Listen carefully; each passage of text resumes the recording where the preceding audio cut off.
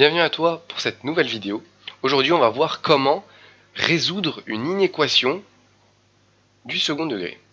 Donc, on va essayer de résoudre toutes les inéquations de cette forme-là.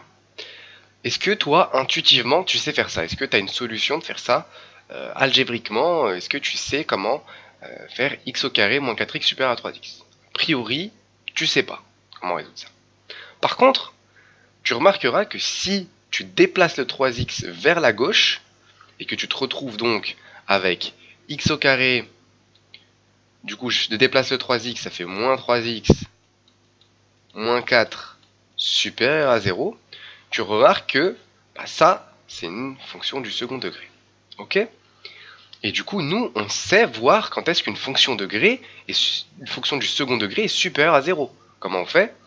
Eh bien, tout simplement, on va faire un tableau de signes, et quand ça va être positif, ça va faire partie de nos solutions. Ok? On fait ça. Pour faire un tableau de signes, il faut calculer delta, ce qu'on va faire tout de suite.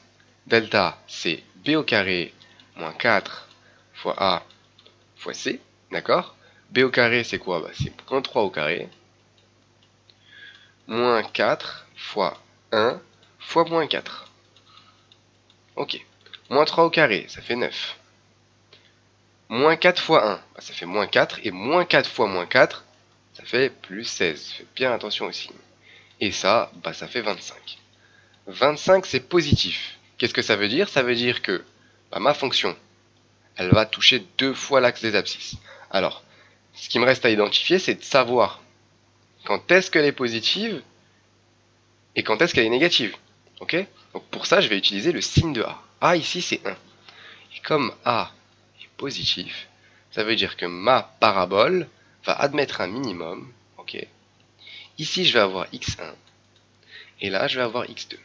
Si tu raisonnes comme ça, tu vas voir que tu vas toujours réussir à résoudre ce genre d'inéquation.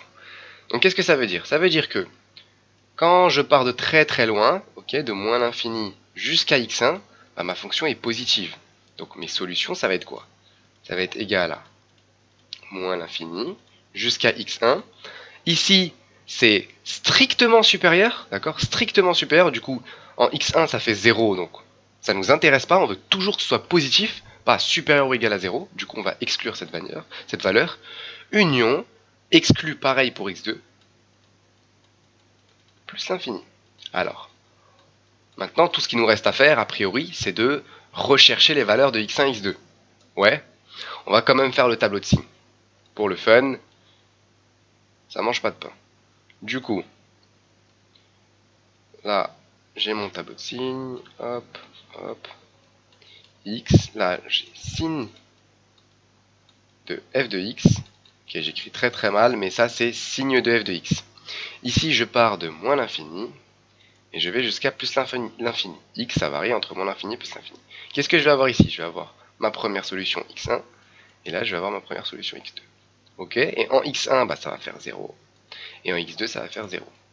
Avant x1, qu'est-ce que je vais être comme signe? Je vais être plus. Après, je vais être moins. Et après, je vais être plus. Maintenant, il faut que je calcule x1, x2. x1, c'est égal à quoi? C'est égal à moins b, moins racine de delta sur 2a. Ok? Moins b, c'est quoi? C'est moins 3, mais attention, b c'est moins 3, et donc moins b c'est 3. Ok? Moins racine de 25. Racine de 25, 5 fois 5, ça fait 25. Donc c'est 5. Sur 2 fois a c'est 1, donc sur 2. Et ça fait moins 2 sur 2, et ça fait moins 1. Ok, j'ai trouvé ma première solution, à savoir, j'ai oublié le moins 1. Ok? Je continue. Maintenant, je vais chercher x2. x2 va être égal à la même chose que ça, sauf que c'est un plus. Donc 3 plus 5 divisé par 2. Et ça fait 4. Voilà. Maintenant, j'ai plus qu'à remplacer ici pour résoudre mon inéquation. x1, c'est moins 1. Je suis toujours sur la gomme. x1 c'est moins 1. Et x2, bah, c'est 4. Et du coup, de moins l'infini à moins 1, donc pour toutes les valeurs ici, jusqu'à moins 1, bah, c'est positif. C'est positif. Une fois que ça arrive à moins 1, la fonction est nulle. Okay, c'est pour ça qu'on met cette espèce de 0 là. Ensuite, ça devient négatif. Donc là, ça ne nous intéresse pas, nous. Nous, on veut savoir quand est-ce que c'est positif. Attention, cette équation permet de résoudre celle-là. Hein. Là, en fait, ce qu'on a résolu, c'est pas vraiment ça. Enfin, on a résolu cette équation-là, cette inéquation, mais ça nous a permis de résoudre cette inéquation-là. C'est une transformation qu'on a fait.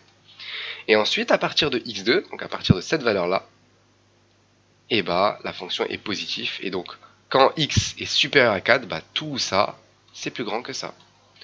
Voilà, j'espère que tu as compris. C'est vraiment pas très compliqué, c'est toujours la même chose. On va te donner une inéquation, soit on va te donner directement ça, soit on va te donner un truc comme ça et tu vas devoir le transformer pour avoir une équation du second degré.